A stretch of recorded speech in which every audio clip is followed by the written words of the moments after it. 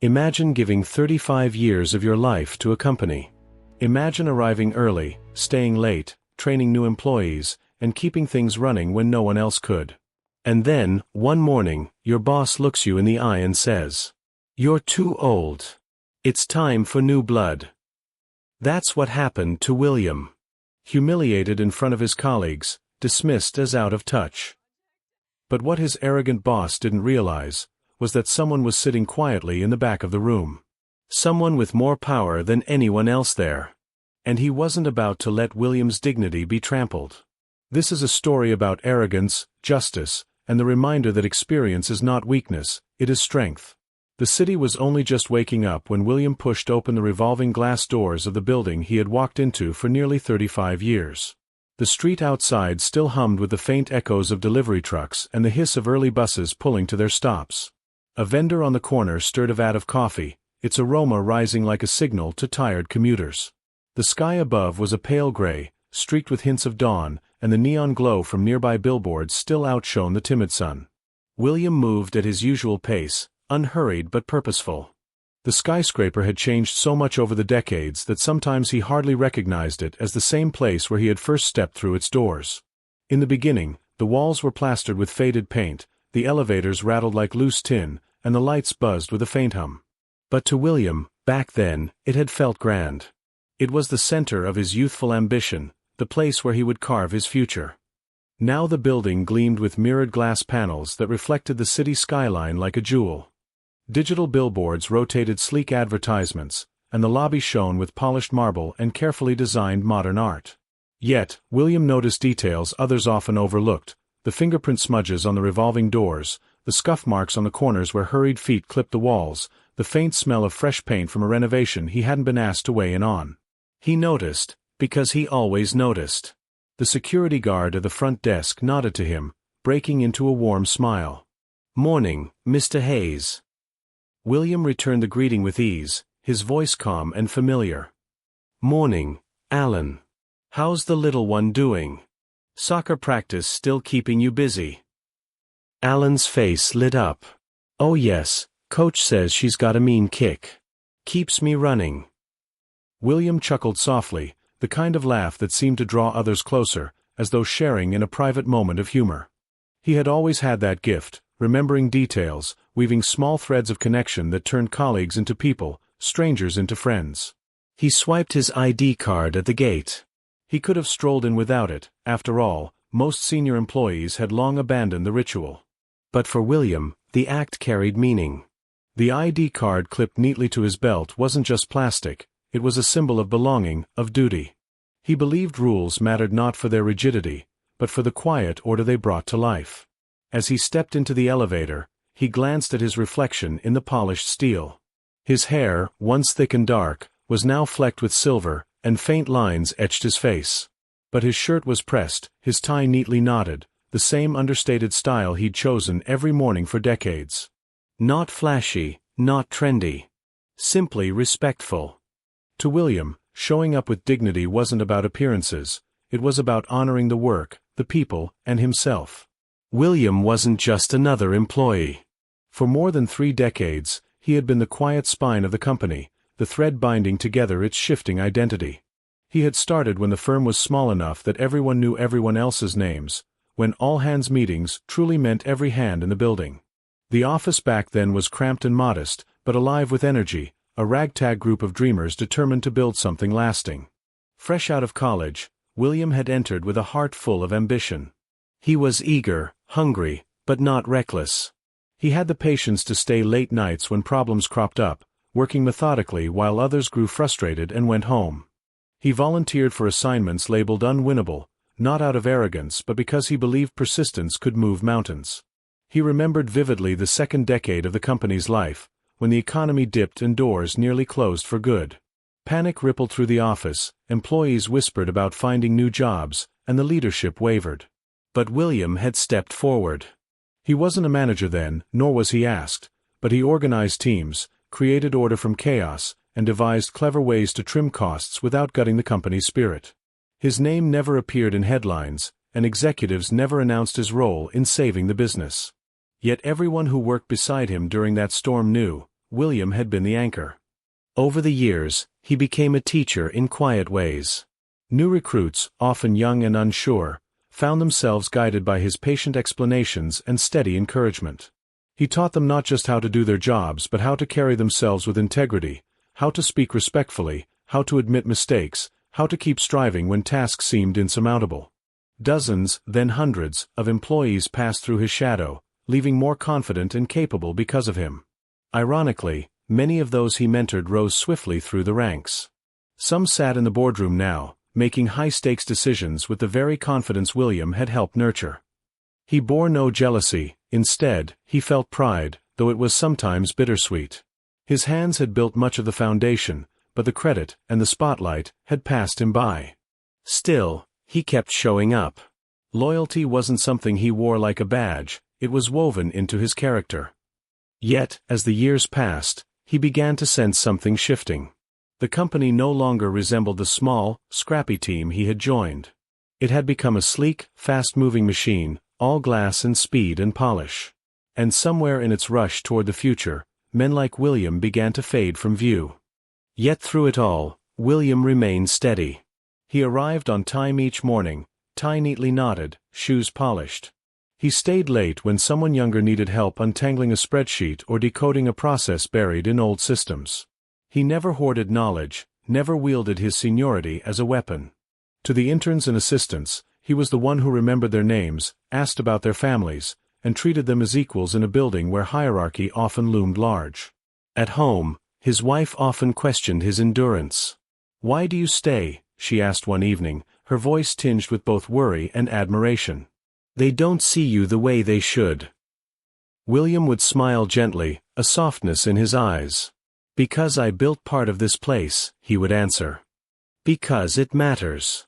And because one day, maybe, they'll realize what experience is worth." He carried that pride with him daily, quiet, unspoken, but unshakable. He did not crave applause or headlines. He did not need recognition shouted from podiums. What he wanted, what he hoped, was simpler, that the decades of sweat, late nights, and unwavering loyalty would not vanish like dust swept from a desk. In his heart, he believed his work mattered. And that belief, even in the face of diminishing recognition, gave him strength. One morning, as William entered the staff meeting, he felt a subtle tension in the air. The agenda on the table appeared routine, but the room buzzed with an unease he could not quite name. Richard Palmer sat at the head, as always, scrolling on his phone with the smug ease of a man convinced he commanded the room. His suit was immaculate, his watch glittering, his smile practiced. Around him, managers shifted in their chairs, whispering in low voices. But it was the man in the back who caught William's eye. He was dressed in a plain dark suit, carried no papers, and spoke to no one. He seemed detached from the proceedings, yet his presence radiated a quiet authority. Few acknowledged him, but William, with his instinct for details, noticed the weight he carried simply by being there. William thought little of it at first. He opened his notebook, clicked his pen, and prepared to listen as he always had. He believed this was just another meeting, another hour of business. But he didn't know. Not yet. That before the meeting was over, Richard would humiliate him in front of everyone, wielding his age as a weapon. That his decades of service would be dismissed in a single breath. And that the silent man in the back row, the one no one dared to acknowledge, would change everything. The room was already taut with unease before Richard Palmer even stepped through the door. Conversations had fizzled into a murmur and then into silence, like candles snuffed out one by one. Chairs creaked as people shifted, not daring to speak too loudly, lest their words be the ones Richard chose to dissect when he arrived. When the door finally opened, it wasn't just a man who entered, it was a performance. Richard Palmer's presence was deliberate, every detail curated for effect. His hair, a perfectly styled wave of silver and chestnut, looked sculpted rather than grown. His suit, dark navy with a sheen that caught the recessed lights, was tailored to perfection, hugging him in a way that spoke of expensive fabrics and even more expensive taste. His watch flashed briefly as he adjusted his cuff, a deliberate move, not garish, but timed just enough for everyone in the room to see. He walked with the slow assurance of a man who believed the world bent to accommodate his stride. Younger managers straightened reflexively, like schoolchildren caught whispering. Laptops snapped shut. Even Sarah from HR, usually so composed, shifted in her seat, folding her hands neatly on the table. The older employees, those who remembered a time before Richard, exchanged glances, silent messages passing between them. Here we go again. Richard reached the head of the table and placed his phone down, face first, but not before making sure everyone saw the gold-edged case. It wasn't just a phone, it was a signal. A symbol of status. Of wealth. Of who he was compared to who they were. Leaning back in his chair, he stretched one arm along the table as though claiming ownership of not just the seat but the entire room. He exhaled slowly, like a king granting his court permission to breathe. "Good morning, everyone," he said. His voice was smooth, polished by years of practice. He didn't need to raise it, silence was automatic around him.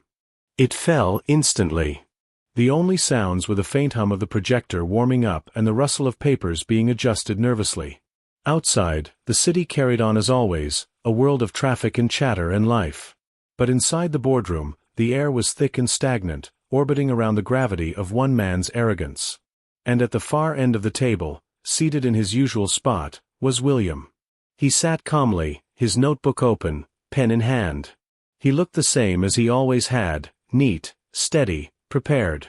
Yet beneath his steady exterior, he felt something unsettled in the air. He couldn't know how sharply this morning would cleave his life into two halves, before and after. The meeting began like countless others. Graphs lit up the projector screen. Numbers were recited, initiatives outlined. Younger managers leaned forward in their chairs, eager to impress. But it was Richard who dictated the rhythm, interrupting often, sometimes to correct, other times simply to remind everyone who held the reins. When William raised his hand, his tone was measured, as it always was. "We should keep an eye on supply chain reliability," he said, "especially with the uncertainty in." Richard cut in with a grin, his voice dripping with condescension. "See, that's what I love about you, William. You always remind us of the old days." He leaned back, hands clasped behind his head.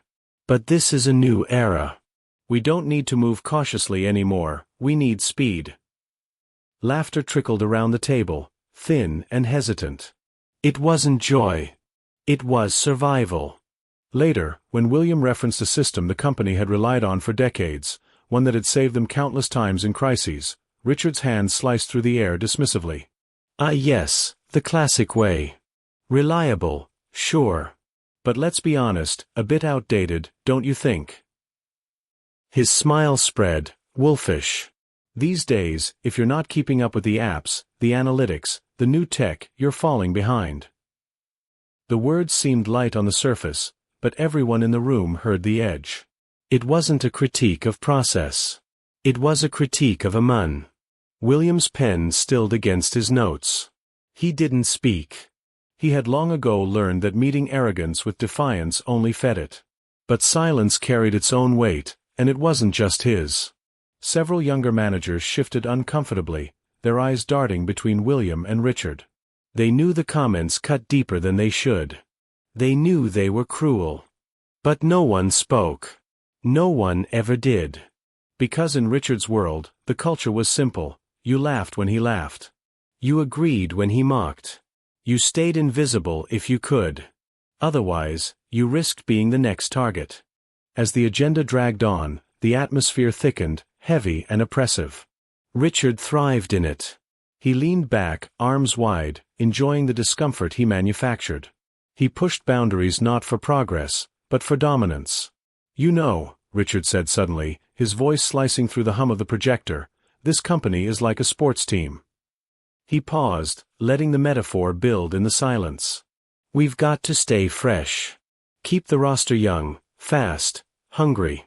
We can't rely on players who've been here too long, slowing down the game." Laughter erupted again, sharper this time. One manager laughed too loudly, eager to prove loyalty. Another forced a thin smile, keeping her eyes on her notepad. Sarah from HR looked away, her lips pressed tightly together. Everyone knew exactly who Richard was talking about. He didn't need to name William. The implication hung in the air, poisonous but undeniable. William's chest tightened, though his face remained calm. The sting wasn't just in the words, he had endured worse over the years. The sting was in the betrayal of culture. 35 years of loyalty, twisted into a punchline. The laughter faded awkwardly, dying like a wave that had crashed too hard against the shore. Richard leaned forward now, tapping the table lightly with a manicured finger. His smile widened, predatory. "Which brings me," he said, his tone suddenly sharp, "to something important." The room hushed instantly. Richard's voice carried a false warmth as he spoke, a performance masquerading as praise. "William," he said, and all eyes shifted to the far end of the table. "You've been with us, what? 3 decades? 4. 35 years, William replied, his voice steady. 35 years, Richard repeated, shaking his head with mock admiration. Incredible. Truly incredible. He paused, long enough for tension to stretch thin across the room. Then his smile sharpened. But here's the thing. He leaned forward, elbows on the table, his gaze locking onto William like a predator sighting prey. There comes a point when loyalty isn't enough. When experience becomes, well, a little too old-fashioned. His voice rose slightly, addressing the room as much as William. And if we want this company to thrive, we need to keep up with the future. Fresh talent. New blood. The words landed like a hammer. I'm afraid, Richard continued, his tone dripping with exaggerated sympathy, that today will be your last day with us. We thank you for your years of service, really, we do, but it's time for a change. Silence flooded the room. A few gasps broke through, sharp in the stillness. Some looked down at their notes, unwilling to meet William's eyes. Others shifted uneasily, caught between guilt and fear. William sat unmoving, his posture straight, his expression unreadable. His heart tightened, but he held his dignity like armor. The cruelty wasn't in the firing itself. It was in the spectacle. The deliberate choice to strip a man of 35 years of service in front of his peers. To make him an example, too old, too slow, too replaceable. Richard leaned back, satisfied, as though he had just delivered a rousing speech. Now, he said brightly, clapping his hands once, shall we move on to the next agenda item? But the room didn't move on. Not really. The agenda lay forgotten beneath the weight of what had just transpired. At the far end of the boardroom, half hidden in shadow, the man few had noticed shifted slightly in his seat. He wasn't on the agenda. He hadn't spoken a word. But his presence carried the kind of weight that needed no introduction. His dark suit blended with the dim corner, but his eyes, sharp, unwavering, missed nothing. He had watched the entire performance, Richard's carefully timed smirks, the forced laughter of managers desperate to survive, the quiet humiliation of a man who had given his life to the company. And while Richard basked in his triumph, oblivious to the tension he had sown, the silent observer leaned forward. His hands folded neatly. His expression remained unreadable. But the air shifted around him, as though the room itself knew something Richard did not. The camera of the narrative, if one existed, lingered not on Richard's smug grin, nor on William's quiet composure, but on the man in the shadows. Because when the silence finally broke, it would not come from the CEO. It would come from the one man in that room Richard Palmer had never thought to fear. The boardroom was a tomb after Richard's declaration. His words, too old, time for new blood, hadn't just been spoken, they lingered like smoke after a fire, acrid and suffocating. William sat with the same composure he had carried his entire career. His pen still rested against his notes, his posture steady. But beneath that calm exterior, the weight of 3.5 decades pressed against his chest. He had always believed his exit would come quietly, with dignity, perhaps even a simple handshake and a nod of gratitude. Not like this, not as a spectacle, not as a punchline. Around him, the younger managers avoided his gaze. Some fiddled with pens as though the click of plastic could drown out the shame in the air. Others stared into their laptops, eyes glazed, screens dark. Sarah from HR sat rigid, her lips pressed so tightly they paled. Her knuckles turned white as she gripped her notepad, the tip of her pen pressing so hard into the paper it threatened to puncture through. Richard, oblivious, leaned back in his chair, his fingers drumming a satisfied rhythm on the polished table. He believed the performance had been complete. In his mind, the The room was under control, his authority unquestioned. But not everyone shared his confidence. At the back of the room, half shielded by shadow, the man who had been silent all along shifted. It was nothing more than a slight adjustment, the creak of leather as he straightened in his chair. Yet the movement carried a weight the room couldn't ignore. A few pairs of eyes, brave enough to flicker away from Richard, landed on him. Suddenly, his presence felt undeniable. Questions whispered in the silence. Who is he? Why is he here? Why hadn't Richard introduced him? A ripple of unease spread across the table. The silence thickened. And then, as if answering those unspoken questions, the man stood. He rose without hurry, without fanfare, but with the quiet command of someone who had never needed to prove himself. His suit was dark and perfectly tailored, not ostentatious like Richard's, but precise, functional, elegant. His silver hair at the temples caught the light, framing a face lined not with weariness but with the etched wisdom of experience. His eyes, sharp and unyielding, swept across the room. They carried more power than any gold watch could ever hope to display. The effect was immediate. Chairs creaked as managers instinctively sat straighter. Even those who didn't know him felt the current shift, as though gravity itself had tilted in his direction.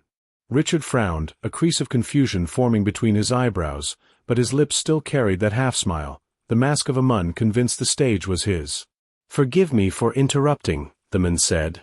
His voice was deep, measured, resonant, the kind of voice that did not need to rise to be heard. Every syllable carried authority, not the manufactured kind Richard wielded, but the organic weight of lived experience and respect earned. The room stilled. The hum of the projector seemed louder. Sarah's eyes widened, a flicker of recognition in her gaze. Beside her, the CFO muttered something under his breath, his face paling as though a ghost had walked into the room. Richard blinked, unsettled but unwilling to surrender his stage. "And you are?" he asked, his tone tinged with irritation, his confidence wobbling just enough for the room to notice. The man didn't answer right away. He let the silence stretch, deliberate, powerful. His gaze traveled the length of the table, pausing briefly on William. In that glance, there was no pity, only respect. A recognition of dignity even under humiliation. Finally, his eyes returned to Richard. "You don't know me?" the man asked softly, almost amused. For the first time all morning, Richard's mask cracked. The man's lips curved into a faint smile, but there was no warmth in it. It was the smile of someone who knew exactly how much weight his next words would carry. "I'm Jonathan Reed," he said evenly. "Chairman of the board." The room collectively exhaled, a gasp, a shudder, a release of tension. Pens slipped from fingers. Mouths parted. Eyes darted nervously, like prey sensing a predator. Richard froze. The name was a blade. Jonathan Reed wasn't just a title, he was the authority, the man above the CEO himself. He appeared so rarely that many employees had only heard his name whispered in reverence. To be in the same room as him was unusual. To be in the same room unannounced was unprecedented. "I've been sitting here, watching," Jonathan continued. He did not raise his voice, but the room bent toward him as if compelled. "Listening. Observing how you lead." He paused deliberately, his gaze cutting straight through Richard. "And I have to say, I'm disappointed." Richard's smirk evaporated, replaced with a faltering stammer. "Mr. Reed, I didn't realize you'd be joining us today. If I'd known, I would have." Jonathan lifted a hand, silencing him with ease. "That much is clear. You didn't notice. Just like you didn't notice the weight of your words. Or the men you just dismissed as too old." The younger managers shifted uncomfortably, their shame a mirror of the cruelty they had just allowed. Sarah's grip on her notepad loosened, and for the first time that morning, her shoulders eased. Richard swallowed hard. The certainty that had wrapped him like armor was unraveling thread by thread. Jonathan turned then, his voice lowering, his tone softening as his eyes landed on William. 35 years, he said, almost reverently. "I remember. You were here before the renovations, before the expansions, before the rebranding. You trained me, William. Do you remember?" William blinked, his composure cracking for the first time. His lips parted, his voice quieter than usual. "You were the intern," he said slowly, recognition dawning in his eyes. Jonathan nodded, the faintest smile brushing his lips. "Yes. You taught me how the systems worked when I knew nothing. You stayed late to help me finish reports I couldn't figure out. And you told me something I've never forgotten, that leadership isn't about titles. It's about responsibility." Those words shaped the way I lead. The boardroom gasped softly. The weight of the revelation was staggering. The most powerful man in the company, the one whose signature could unmake careers, had once been guided by the very man Richard had humiliated moments before. Jonathan's voice grew firm again. "William helped build the systems this company still runs on. His wisdom carried us through crises most of you have only read about in reports. And today, in this room, you dismissed him as too old." The silence was deafening. The judgment had already been passed. Richard scrambled to recover, forcing a laugh that rang hollow in the charged silence. "Well, of course, I didn't mean it like that. I was only—" Jonathan's gaze cut him off sharper than any blade. "Do not insult this room by pretending," he said, his tone edged with steel. "I watched you mock his age. I watched you parade his dismissal like theater. Leadership built on cruelty is not leadership at all." The words fell heavy, echoing off the walls. Richard's face drained of color. Around the table, younger managers exchanged looks, some with newfound respect for William, others with barely concealed disdain for the man who had led them astray. Jonathan swept his gaze across the room. "I came today not to speak, but to listen. And what I heard was arrogance, disrespect, and blindness to the very foundation this company was built upon. That ends today." Finally, his eyes returned to William, steady and respectful. "You deserved better. And you will have it." The boardroom sat frozen, every person pinned beneath the gravity of the moment. The twist was no longer subtle, it was carved into the air. The man Richard had mocked and discarded was the same man who had shaped the company's greatest leader. And Richard had humiliated him in front of the one judgment he could not escape. The performance was over. The reckoning had begun. Richard straightened abruptly, trying to salvage what little control he had left. "With respect, Mr. Reed," he began, his voice higher, defensive, "you misunderstand. My comments were about the future of the company, not about—" Jonathan raised his hand. The movement was small, almost casual. But it was final. Richard's words fell away mid-sentence, dead in the air. "Do not insult my intelligence," Jonathan said evenly. "I sat here. I heard every word. I saw every smirk. You dismissed William not because of performance. Not because of results. But because of appearance. Because of age." Richard's face reddened, the flush crawling up his neck. His jaw tightened, his lips pressing into a thin, hard line. He looked less like the CEO of a thriving company and more like a child scolded in front of the class. Jonathan leaned forward slightly, his voice calm, but sharp as glass. This company was not built on arrogance. It was not built on empty talk and vanity. It was built on sacrifice. On men and women like William Hayes, who worked before dawn, stayed long after dark, and gave pieces of their lives to ensure this place endured. Around the table, the atmosphere shifted. A few managers nodded faintly, guilt etched into their features. Others shrank in their seats, suddenly aware of their own complicity. Jonathan's gaze cut back to Richard.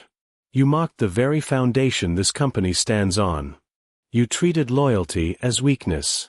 That is not leadership, Richard. That is vanity dressed up as vision." Richard swallowed hard. For the first time, his eyes dropped to the polished wood of the table. His tongue, once quick with jabs and dismissals, found no words. Jonathan turned then, his voice softening as his eyes fell on William. The authority was still there, but there was something else now, respect. "William," he said quietly, "you once told me something when I was a young intern here. Do you remember?" William blinked, startled. His composure wavered just slightly. "I'm not sure," he said softly. Jonathan's lips curved faintly, though his eyes remained serious. "You said, success is never about being the loudest voice in the room. It's about being the voice others trust when the room is silent." William's chest tightened. He remembered now, not the exact words, but the moment. A late night, an overwhelmed intern ready to quit, and his own quiet encouragement given without thought. Words spoken not as wisdom but as survival. Yet this man had carried them for decades. "You were right," Jonathan said, his voice carrying to every corner of the room. "And I have carried those words my entire career. You taught me systems, yes. But more than that, you taught me values. Responsibility. Humility. Respect." The room listened, riveted. For the first time, William's sacrifices weren't hidden in the shadows, weren't whispered in side halls. They were spoken aloud in the strongest voice the company possessed. "Today," Jonathan continued firmly, "I will not let those lessons be mocked. I will not let this company discard the very wisdom that sustained it. William Hayes will not be leaving. He will be reinstated immediately, not as a relic of the past, but as an honored part of our future." The words struck like thunder. Gasps rippled across the table. Sarah pressed her hand to her mouth, tears threatening to spill. A few of the younger managers clapped softly, tentative at first, then more firmly as the relief spread. William sat frozen, his throat tight, his eyes shimmering. He had never sought recognition. He had never asked for applause. But in this moment, after years of invisibility, he felt truly seen. Richard's face was crimson now, the confident CEO mask shattered beyond repair. He leaned forward, his voice shaky. "Mr. Reed, I only meant." Jonathan's eyes snapped to him, sharp and final. "Enough." The word was soft, but it struck like a gavel. "You embarrassed yourself today," Jonathan said coldly. "You embarrassed this company. And worst of all, you revealed the truth of your leadership, shallow, arrogant, and blind." Richard's lips parted, but no sound came. His eyes flicked desperately around the table, searching for allies. But no one looked back. The very people who had once laughed at his jokes now stared at their notes, their hands, anywhere but him. Even his closest supporters kept their heads down, unwilling to share in his disgrace. "You built a culture of fear, Richard," Jonathan continued. His words cut like a scalpel, deliberate and unflinching. "A culture where laughter covers shame and silence covers truth. That ends now." The younger managers exchanged glances, some with relief, others with quiet awe. For the first time, they saw their CEO not as untouchable, but as vulnerable, stripped bare by truth itself. Richard sank back into his chair, defeated. The booming voice that once dominated rooms had shrunk to nothing. His downfall was not marked by shouting or drama. It was marked by silence, the silence of a room that no longer respected him. Jonathan exhaled slowly, his voice softening again. "This company will not move forward by discarding its history," he said, steady and resolute. "We will not thrive by chasing youth at the expense of wisdom. We will honor both, experience and innovation, tradition and progress. That balance is what makes us strong." His gaze shifted once more to William. And William Hayes is the embodiment of that balance. His loyalty is not a relic. It is a lesson. The weight of the words settled in the room. Colleagues who had once overlooked William turned to him now. Some bore shame in their eyes, others admiration. For decades, he had walked unnoticed, his quiet work treated as background. But now, he was the center, the man whose integrity had endured when arrogance crumbled. Jonathan's final words fell into the silence like stones into still water, rippling outward into every heart. Remember this moment. Remember that arrogance falls, but dignity endures. Respect is not optional, it is the foundation on which everything else is built. The silence that followed was not the uneasy quiet of fear, but the cleansing stillness of truth. William sat tall, his eyes glistening. He had been humiliated, yes. But now he had been restored. Honored. Seen in front of the very people who had forgotten him. Richard slumped in his chair, his arrogance shattered, his power reduced to dust in the span of a single morning. The tables had turned. Justice had been served. In the weeks that followed the boardroom confrontation, the story spread like wildfire. It wasn't announced in memos or sent in polished newsletters. It traveled through whispers, glances, and hushed conversations over coffee.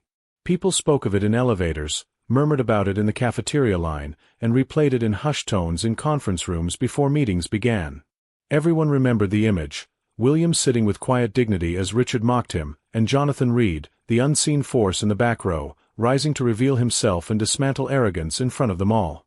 For some, it had been the most shocking moment of their careers. For others, it had been a lifeline, proof that truth could still pierce the thick armor of corporate arrogance. But more than a story, it became a spark. Almost immediately, the culture began to shift. HR, once toothless when it came to whispers of age bias, launched new initiatives with vigor. Age discrimination, long brushed aside, was now confronted directly. Training sessions were held, not the kind people slept through, but sessions that stirred raw discussions. People began sharing their own stories, of being dismissed too quickly, of feeling overlooked. Walls broke down. A mentorship program was introduced, pairing older employees with younger hires, not as a token gesture, but as a genuine exchange. Wisdom flowed downward, energy flowed upward, and bridges were built where gaps had once grown. The word old-fashioned, once a polite insult, was reclaimed. It now meant tested, proven, wise. Even the air of meetings changed. Laughter became less forced, less performative. People no longer waited for Richard's smirk before deciding whether to chuckle. Respect no longer flowed only upward toward authority, it began to move sideways, downward, across. Fear lifted, like fog burned away by morning sun. And at the center of it all, though he never asked for it, stood William. William returned to his routine with the same steadiness he had carried for decades. He still arrived before most, his tie neatly knotted, his ID card clipped to his belt. He still greeted the receptionist by name, still asked the security guard about his daughter's soccer games, still lingered after hours to help someone struggling with a stubborn spreadsheet. But something was different. Now, when William walked into a room, conversations hushed, not out of fear, but out of respect. Younger employees leaned in, eager to hear him. Colleagues who once overlooked him now sought him out, asking not only about systems or policies, but about careers, choices, even life. He became a mentor not because of a program, but because he was the embodiment of trust. In meetings, his words carried a new weight. He didn't speak often, but when he did, silence followed. People listened not because they had to, but because they wanted to. His caution was reframed as foresight. His patience was recognized as strength. At home, the change was even clearer. His wife, who had so often asked why he endured, noticed his lighter step, the quiet spark in his eyes. His grown children called more often, telling him, "Dad, you've shown us that dignity doesn't fade with age, it grows." William never sought applause. But for the first time in years, he felt something deeper than survival. He felt purpose renewed. The story of William's near-dismissal and his dramatic reinstatement became part of the company's DNA. It wasn't just gossip anymore. It was a parable. A reminder etched into the collective memory. Executives began speaking differently in presentations. Phrases like speed and disruption were balanced with stability and continuity. Instead of romanticizing endless change, they acknowledged the bedrock of experience beneath their progress. The mentorship program thrived. Young hires, once nervous and insecure, grew into confident professionals when paired with veterans who had walked through recessions, crises, and near collapses. Older employees, who once feared irrelevance, found renewed energy when their knowledge was sought, not sidelined. Productivity rose, but more importantly, morale did. Even Richard remained for a short time. Stripped of authority, his arrogance deflated, he walked the halls like a man who had lost his crown. He had to watch as the culture he tried to mold into his image was reshaped by something greater, respect. Eventually, he faded into the background, and when he left, it was quiet, unremarkable. Few mourned his absence. The building itself felt lighter. Where once fear lingered in corners, now respect hummed like a quiet current. People no longer saw William as invisible. His name became shorthand for integrity. To say someone had pulled a William meant they had chosen dignity over ego, patience over arrogance. That current carried William's name everywhere. But William's story wasn't just about one man or one company. It was a mirror reflecting something larger. Across industries, across cities, across the world, how many people like William had been overlooked? How many with gray hair had been treated as expendable? How many voices silenced because they didn't fit the image of modern or fast? How much wisdom had been lost because arrogance mistook youth alone for progress? Jonathan's words that morning echoed in every heart that heard them: arrogance falls, but dignity endures. William came to understand that respect was not tied to titles, paychecks, or trends. Respect was human, universal, the foundation of all true leadership. The lesson was simple but profound. Experience is not a burden to be tolerated, it is the soil from which progress grows. Speed without roots was chaos. Youth without wisdom was fragility. Only when both were honored could anything lasting be built. Those who had once mocked William's patience now whispered of it as strength. Those who dismissed his cautious planning now admired it as foresight. And those who thought age made him obsolete now realized it made him invaluable. Years later, the story of that boardroom morning was still told. New recruits heard it during orientation, half warning, half inspiration. Some executives used it as a leadership lesson: arrogance destroys, respect builds. Others told it as a parable of humility. But to William, it was simpler. It was proof that dignity, though often invisible, always finds a way to rise. In his informal mentorship talks with younger employees, William never spoke of the humiliation or even the vindication. Instead, he ended with a gentle smile and a quiet reflection. Don't let anyone tell you your worth is tied to your age, your title, or your paycheck. Worth comes from character. Power fades. Titles shift. Years pass. But dignity remains. Experience is not a weight that drags you down. It's the foundation on which tomorrow is built. The company had changed. Policies and programs had been reshaped. But the deeper shift was not in papers or seminars. It was in hearts. People looked at one another differently. They saw not just colleagues, but human beings carrying stories, struggles, and strengths unseen. And in that change, William found peace. He needed no statues, no awards, no framed photographs in the lobby. His legacy lived in the quiet respect that flowed through the building, in the way people spoke to one another, in the way fear had given way to trust. One evening, as William left the office, he paused at the glass doors. The city outside glowed with restless lights. He caught his reflection faintly in the glass, older, yes, but steady, dignified. He smiled softly. He wasn't invisible anymore. Not because of power. Not because of recognition. But because dignity had spoken louder than arrogance ever could. In the end, William's worth wasn't tied to his age, his title, or his paycheck. His worth was in his dignity. His loyalty. His quiet strength. And when arrogance tried to strip that away, truth stepped forward and restored it. His story reminds us of something simple, but powerful. Experience is not a weakness. It is the foundation on which every success is built. So the next time you pass by someone older, someone overlooked, someone dismissed, remember William. Remember that their story carries lessons no textbook or app could ever teach. Thank you for joining me on this journey. If this story moved you, share it with someone who needs to hear it today. And always remember, respect is timeless, and dignity belongs to everyone.